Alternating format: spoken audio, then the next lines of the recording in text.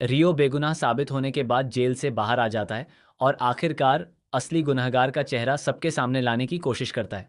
वहीं तुलसी खुशबू को जोरदार थप्पड़ मार देती है। जी हाँ दोस्तों, क्योंकि सास भी कभी बहू थी। मैं आने वाला ट्विस्ट बेहद ज़बरदस्त और धमाकेदार होने वाला है। दोस्तों, शो में आप देख रहे हैं कि रियो को गिरफ्तार करके ले जाया जाता है क्योंकि खुशबू दावा करती है कि वही आवाज़ और वही खुशबू थी। ऐसे में किसी ने रियो को फंसाने के लिए बहुत बड़ा प्लान बनाया होता है।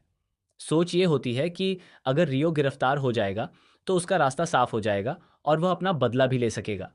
वहीं दूसरी तरफ नंदिनी पूरे कॉन्फिडेंस के साथ कहती है कि रियो ही वह शख्स है जिसने यह घटिया हरकत की है और उसी ने खुशबू को परेशान किया है। लेकिन रियो बार बार कहता है कि उसने कुछ नहीं किया और वह पूरी तरह बेगुनाह है। वह बताता है कि वह ट्रेन से उतरा था क्योंकि उसे भूख लग रही थी।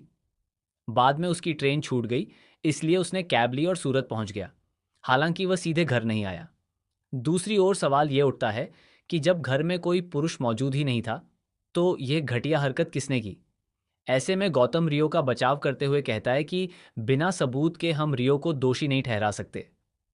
पुलिस स्टेशन में रियो से सख्ती से पूछताछ की जाती है, उसे थप्पड़ भी मारे जाते हैं और जुर्म कबूल करवाने की कोशिश की जाती है। लेकिन रियो साफ कहता है, आप मुझे कितना भी मार लें या टॉर्चर कर लें, लेकिन सच यही है कि मैंने यह गिरी हुई हरकत नहीं की है। घर में तुलसी भी साफ साफ कह देती है कि रियो अंश का बेटा है और उसकी शक्ल सूरत के साथ साथ उसकी सीरत भी अंश जैसी ही है। लेकिन जब तुलसी रियो पर भरोसा नहीं करती तो उसका दिल टूट जाता है। वहीं नंदिनी भी काफी गुस्से में नजर आती है। हालांकि आने वाले एपिसोड में रियो जेल से बाहर आ जाएगा। इसके बाद तुलसी उससे माफी मांगते हुए कहेगी कि वह बड़े दिल से उसे माफ कर दे।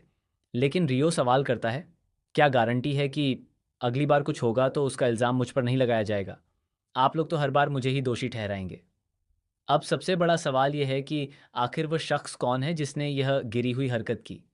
अगर देखा जाए तो नकुल उस समय घर में था ही नहीं और बाद में आया था। तो क्या यह सब नकुल ने किया है?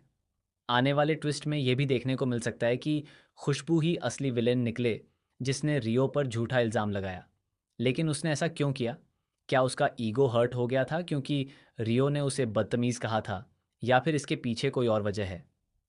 अब शो में यह देखना काफ़ी दिलचस्प होगा कि आखिर इस पूरे मामले का असली गुनहगार कौन है।